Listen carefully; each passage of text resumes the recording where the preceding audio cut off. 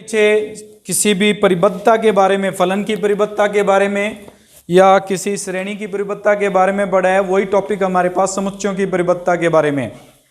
तो कोई specific topic नहीं है, हम जो पीछे कर चुके हैं उन्हीं को दोबारा रिवाइज कर रहे हैं एक तरह से।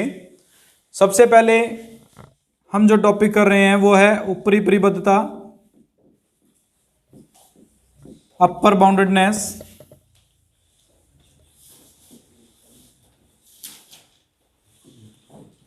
इसका मतलब है हमारे पास कि अगर कोई समुच्चय इस प्रकार हो कि उसका प्रत्येक अवयव किसी एक निश्चित मान से हमेशा छोटा प्राप्त होता हो।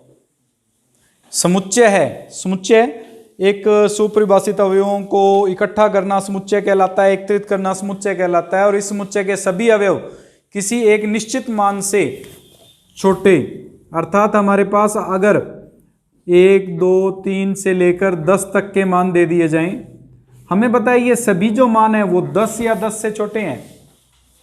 10 के बराबर भी है लेकिन 10 से छोटे आ रहे हैं, 10 से बड़े नहीं है। या ये कह सकते हैं कि 11 से हमेशा छोटे रहेंगे। तो ये जो हमारे पास समुच्चय होगा वो ऊपर की ओर परिबद्ध होगा, क्योंकि हमारे पास लास्ट लिमिट बताया हमें कि इससे बड़ा मान नहीं होगा इस समुच्चय में। उससे छोटे मान कोई भी हो सकते हैं लेकिन उससे बड़ा कोई भी मान प्राप्त नहीं होता है। तो ऊपरी परिबद्धता में इसी प्रकार से लेंगे, कोई समुच्चय S ऊपरी परिबद्ध समुच्चय कहलाता है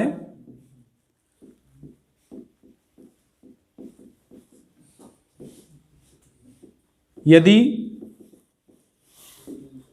एक X हम मान के चलें कि S का अवयव है फॉर ऑल, प्रत्येक के लिए, जितने भी अवयव हैं उसके लिए smaller than equal to K,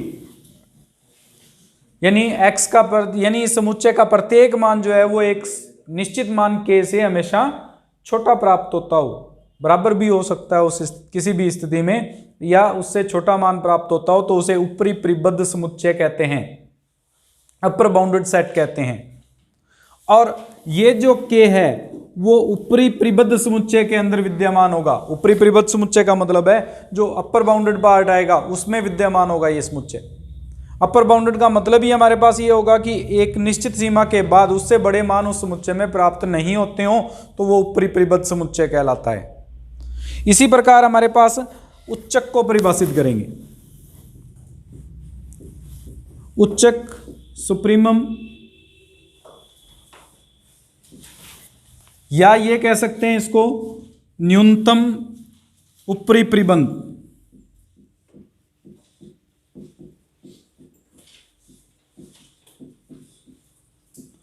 अर्थात हमारे पास एक कोई भी ऊपरी परिबंधों में, यानी ऊपर की ओर जो बंधे हुए जिससे छोटे मान हमेशा प्राप्त हो रहे हैं, उनमें सबसे छोटा जो मान होगा उसे उच्चक कहेंगे। लीस्ट अपर बाउंडेड कहते हैं, LUB से भी लिखते हैं इसको।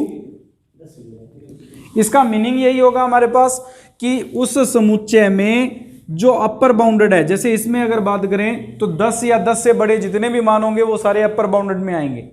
इन अपर बाउंडेड के अंदर सबसे छोटा जो मान होगा उसे उच्चक कहा जाता है।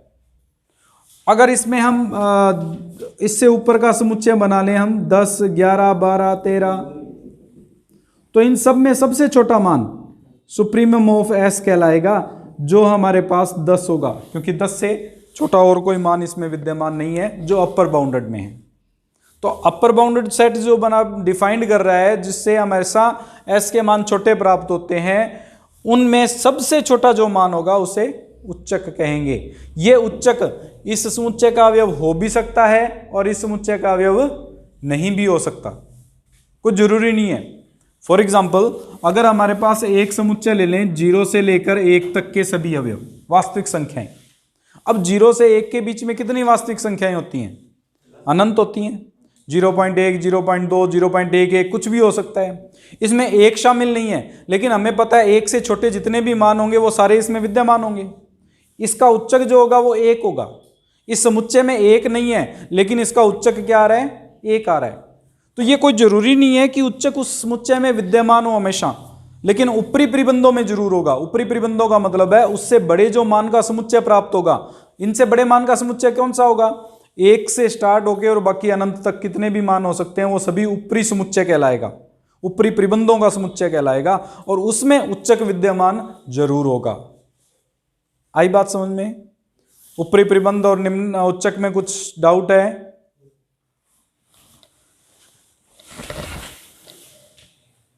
परिभाषा लिख लीजिए पहले। इसके बाद में हमारे पास आता है तीसरा पार्ट, इसमें निम्न परिबद्धता।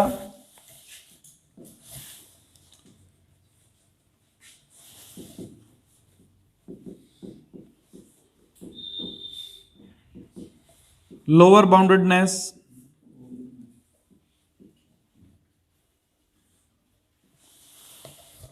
कुछ इसी प्रकार की परिभाषा है, सिर्फ उसमें अपर बाउंडेड था तो उसमें लोअर बाउंडेड है। लोअर बाउंडेड का मतलब नीचे की ओर परिबद्ध हो, यानी एक न्यूनतम मान किसी समुच्चय S का प्रत्येक मान अगर उस मान से बड़ा प्राप्त होता हो, उससे छोटा ना हो कभी भी, तो उसे हम निम्न परिबद्धता कहते हैं या निम्न परिबद्ध समुच्चय कहते हैं। इसके अंदर हम ये मान के चलते हैं कि for all x belongs to S के लिए अगर कोई भी स्मॉल के, वहां कैपिटल के लिया था, यहां स्मॉल के लेके चल रहे हैं, स्मॉल के less than equal to x, अर्थात S का प्रत्येक अवयव जो है वो किसी एक निश्चित मान से हमेशा छोटा, बड़ा या बराबर आता हो, तो उस स्थिति में उसे निम्न परिबद्ध समुच्चय कहते हैं। और इससे छोटे जो भी मान प्राप्त होंगे उसे निम्न परिबंधों का समुच्चय कहते हैं। जैसे इसमें है, हमने अभी अभी परिभाषित किया था 0 से 1, इस 0 से 1 के अंदर 0 से छोटे जो भी मान होंगे वो सारे के सारे निम्न परिबंधों का समुच्चय होगा। और ये निम्न परिबद्ध हमारे पास समुच्चय है। निम्न परिबद्ध समुच्चय क्यों कहेंगे? क्योंकि इसमें 0 या 0 से बड़े मान ही प्राप्त होंगे, 0 से छोटा मान कोई भी प्राप्त नहीं हो सकता। 0 इसमें शामिल नहीं है, इसलिए 0 से बड़े मान ही प्राप्त होंगे, 0 से छोटा नहीं होगा। अगर क्लोज ब्रैकेट लगा देते तो 0 उसमें शामिल हो जाता। तो कोई भी समुच्चय ऐसा हो जिसमें, जैसे इस समुच्चय की बात करें तो 1 से छोटे जो भी मान होंगे आ ही नहीं सकते, इसमें 1 से स्टार्ट हो रहा है, इसका मतलब 1 या 1 से छोटे मान निम्न परिबंधों का समुच्चय कहलाएगा। और ये जो है वो निम्न परिबद्ध समुच्चय है। निम्न परिबद्ध का मतलब नीचे की ओर परिबद्ध है, इससे छोटा मान प्राप्त नहीं हो सकता। तो कोई भी परिमित समुच्चय होगा वो हमेशा निम्न परिबद्ध और ऊपरी परिबद्धता को व्यक्त करता है। लेकिन अगर अपरिमित समुच्चय हो, परिमित और अपरिमित अंतर क्या होता है? परिमित समुच्चय का मतलब यह निश्चित समुच्चय है, इसमें निश्चित अवयव है, 1 से लेकर 10 तक की गिनती है, 10 ही अवयव है, इसे परिमित समुच्चय कहते हैं। और अपरिमित समुच्चय जिसमें अनंत अवयव हो, यह अपरिमित समुच्चय है। तो परिमित समुच्चय तो हमेशा परिबद्ध होगा, वो नीचे की ओर भी परिबद्ध होगा और ऊपर की ओर भी परिबद्ध होगा। लेकिन अपरिमित समुच्चय कोई जरूरी नहीं है कि परिबद्ध हो भी सकता है और नहीं भी हो सकता। अगर मैं माइनस अनंत से प्लस अनंत ले लेता, परिबद्ध नहीं है वो, दोनों तरफ से परिबद्ध नहीं है। एक तरफ माइनस अनंत से शुरू हो रहा है, एक तरफ प्लस अनंत तक जा रहा है। 1 से अनंत ले लें तो वो नीचे की ओर तो परिबद्ध है, ऊपर की ओर परिबद्ध नहीं है। तो अपरिमित समुच्चय परिबद्ध हो भी सकता है और नहीं भी हो सकता, लेकिन परिमित समुच्चय हमेशा परिबद्ध होता है। ठीक है। तो निम्न परिबद्धता का मतलब नीचे की ओर परिबद्ध, जिससे बड़ा मान हमेशा x, उससे बड़े मान सभी s में विद्यमान हो, उससे छोटा मान कोई भी s में विद्यमान नहीं हो, तो उसे निम्न परिबद्ध समुच्चय कहते हैं। और इसी में एक और परिभाषा आ जाती है निम्नक, या हम इसको ग्रेटेस्ट, महत्तम निम्न परिबंध कहते हैं। महत्तम निम्न परिबंध, इसको GLB से व्यक्त करते हैं, ग्रेटेस्ट लीस्ट बाउंड। इसका मतलब होगा हमारे पास कि न्यूनतम परिबंधों में सबसे बड़ा मान, इन्फीमम भी कहते हैं इसको। तो इसको INF of S, INF of S का मतलब है कि S समुच्चय जो हमने परिभाषित किया है उसके लिए निम्नक। और ये निम्नक की परिभाषा क्या होगी हमारे पास कि निम्न परिबंध समुच्चय में सबसे अधिकतम मान, उससे बड़ा मान नहीं होगा, उसमें हमारे पास निम्नक कहलाता है। जैसे इस समुच्चय के लिए बात करें हम 1 से लेकर 10 तक, तो 1 जो है वो इन्फीमम ऑफ S को परिभाषित करता है। अगर मैं इस समुच्चय के लिए बात करूं तो इन्फीमम जो है वो 0 को व्यक्त करता है, यानी निम्नक जो है वो 0 को व्यक्त करता है। वापिस वही कंडीशन है कि निम्नक जो है वो समुच्चय में विद्यमान हो, कोई जरूरी नहीं है, हो भी सकता है और नहीं भी हो सकता, लेकिन निम्न परिबंधों के समुच्चय में अवश्य विद्यमान होगा। इसी से एक और परिभाषा हमारी निकलती है इसमें, परिबद्धता।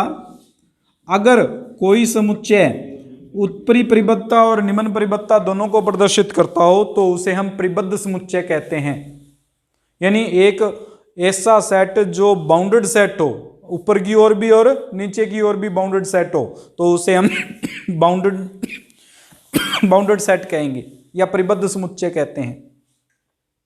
जैसे कोई भी एक समुच्चय S है, इसका मान हमेशा एक स्मॉल के से ग्रेटर देन इक्वल टू और कैपिटल के से स्मॉलर देन इक्वल टू रहता है, तो उसे परिबद्ध समुच्चय कहा जाता है। और परिबद्ध समुच्चय में हमेशा उच्चक और निम्नक परिभाषित होगा। अगर वो समुच्चय परिबद्ध है तो उसमें उच्चक और निम्नक जरूर आएगा। एक उच्चक और एक ही निम्नक होता है, वो आगे की थ्योरम्स में हम कर लेंगे।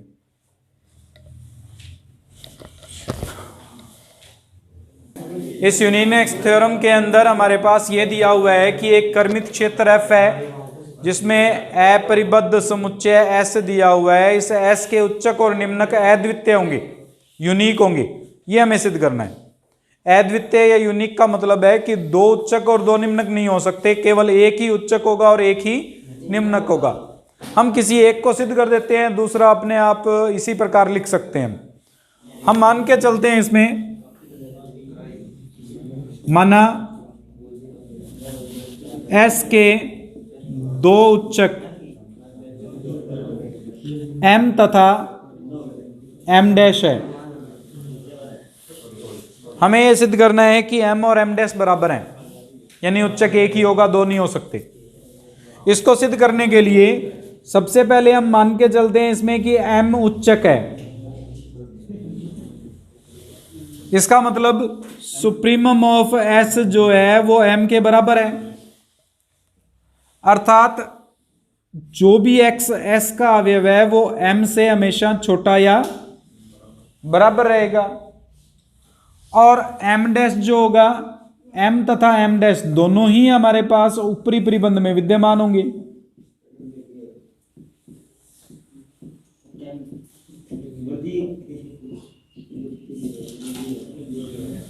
ऊपरी परिबंध में विद्यमान है। ऊपरी परिबंध का मतलब क्या था हमारे पास कि सबसे जो उससे बड़े मान ही प्राप्त होते हैं, उससे छोटे मान प्राप्त नहीं होंगे। यानी हमारे पास समुच्चय के अंदर उससे छोटे मान ही होंगे, उससे बड़े मान प्राप्त नहीं होते। ऊपरी परिबंधों में वही अवयव आते हैं। तो M और M डैश दोनों ऊपरी परिबंध में है क्योंकि दोनों को उच्चक लेके चल रहे हैं। और x एक अवयव लेके चले, वो x M से भी छोटा और बराबर है। और अगर उच्चक हम M मान के चलते हैं तो इसका मतलब M जो होगा वो M डैश से भी छोटा या बराबर होगा। ऊपरी परिबंध में है, उच्चक की परिभाषा ये थी, ऊपरी परिबंधों में सबसे न्यूनतम मान, उससे छोटा मान प्राप्त नहीं हो सकता। अगर M और M डैश दोनों ऊपरी परिबंध में विद्यमान है तो M जो होगा वो लेस देन इक्वल टू होगा M डैश से, अर्थात ऊपरी परिबंध में दोनों होने के कारण एक उनमें से छोटा होगा और एक बड़ा होगा। अगर उच्चक M को लेके चलते हैं तो M डैश से छोटा होगा। और दूसरी कंडीशन, M डैश को उच्चक लेके चलते हैं अब, अर्थात तो सुप्रीमम ऑफ S जो है वो बराबर है किसके, M डैश के। फिर से वही कि अगर x S का एलिमेंट लेके चलते हैं तो x smaller than equal to होगा M डैश से, और ये दोनों M डैश और M जो है वो ऊपरी परिबंध में है। उच्चक तभी हो सकता है जब ऊपरी परिबंधों में सबसे न्यूनतम मान हो, और अगर सबसे न्यूनतम मान होगा तो M डैश जो होगा वो स्मॉलर देन और इक्वल टू की कंडीशन को सेटिस्फाई करेगा M से। यानी हमारे पास जो कंडीशन है M डैश वो फिर से M से स्मॉलर देन और इक्वल टू की कंडीशन सेटिस्फाई कर रहा है। यहाँ M smaller than equal to M dash है, और इस केस में हम कह रहे हैं M dash smaller than equal to M से। इसका मतलब M और M डैश क्या है, बराबर है, अर्थात उच्चक एक ही हो सकता है, दो नहीं हो सकते। थ्योरम नंबर 1.25 कर रहे हैं हम में ये दिया हुआ है सबसे पहले कि माना अल्फा उपसमुच्चय E का उच्चक है। हम मान के चलते हैं कि जो अल्फा है वो इसका उच्चक है, अर्थात अल्फा जो है वो सुप्रीमम ऑफ ई के बराबर है।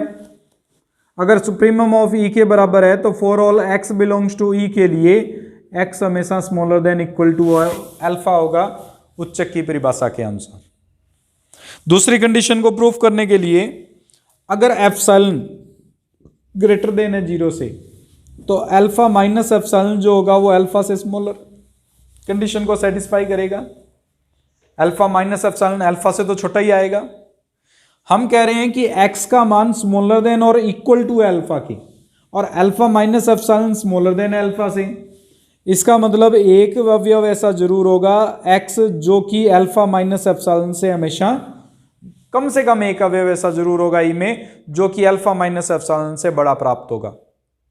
तो अगर हम अल्फा को उच्चक लेके चलते हैं, माना अल्फा उपसमुच्चय ई का उच्चक है, तो ये दोनों कंडीशन सेटिस्फाई होती हैं, अर्थात प्रत्येक मान अल्फा से छोटा होगा और अल्फा में से छोटा सा मान अगर घटा देंगे तो वो ई में एक कम से कम एक ऐसा अवयव जरूर विद्यमान होगा जो उससे बड़ा होगा।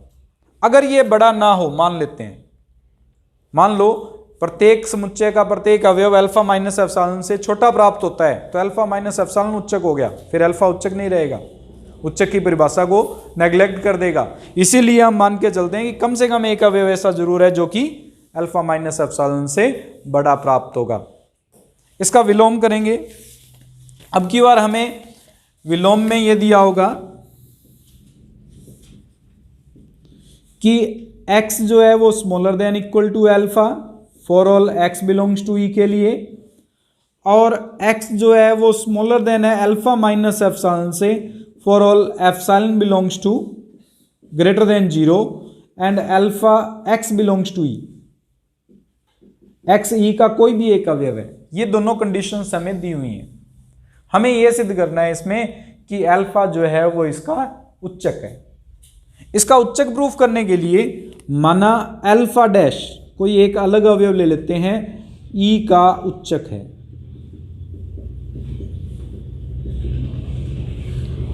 हम ये सिद्ध करेंगे कि अल्फा और अल्फा डैश बराबर हैं। अल्फा और अल्फा डैश को बराबर सिद्ध करने के लिए हम इसमें लेके चलते हैं कि अल्फा और अल्फा डैश बराबर नहीं है। अगर बराबर नहीं है तो दोनों का जो अंतर आएगा वो 0 से बड़ा होगा। अगर 0 से बड़ा होगा तो ये कंडीशन लेके चलते हैं अल्फा डैश अल्फा से स्मॉलर है, अर्थात alpha minus alpha dash greater than है 0 से। अल्फा माइनस अल्फा डैश की वैल्यू जो आ रही है वो एप्सिलॉन के इक्वल है, क्योंकि एप्सिलॉन भी 0 से ग्रेटर होता है। हमें यह दिया हुआ है कि x स्मॉलर देन होता है, ग्रेटर देन होता है अल्फा माइनस एप्सिलॉन से, तो x ग्रेटर होगा alpha minus epsilon dash alpha dash से। x greater than alpha minus alpha plus alpha dash से, अर्थात x ग्रेटर है अल्फा डैश से। अल्फा डैश ई का उच्चक नहीं है। अगर अल्फा डैश ई का उच्चक नहीं है तो अल्फा जो है वो सुप्रीमम ऑफ ई को व्यक्त करता है। दोबारा बता देता हूं इस थ्योरम को।